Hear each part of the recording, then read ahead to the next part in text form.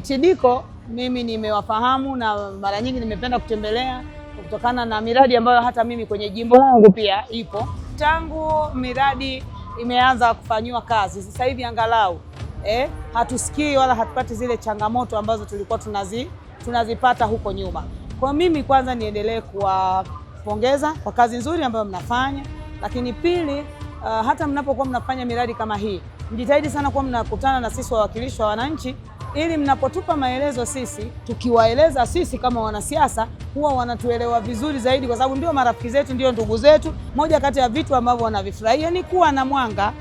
Wakiwa na umeme watapika vizuri, wataona, watanyosha pasi, wataangalia television na mambo mengine ambayo yanaweza yakatumia umeme. Napenda kuchukua nafasi hii kuwakaribisha waheshimiwa wabunge waweze kupitia kwenye banda letu na kuweza kujionea shughuli mbalimbali ambazo tunazitekeleza sisi ETDCO. Hapa leo tumeambatana na wataalamu wetu, kuna ma-engineer, ma-project manager, lakini pia kuna watu wetu wa mahusiano kwa jamii. Kwa hiyo karibuni sana. ETDCO, suluhisho la miundombinu ya umeme.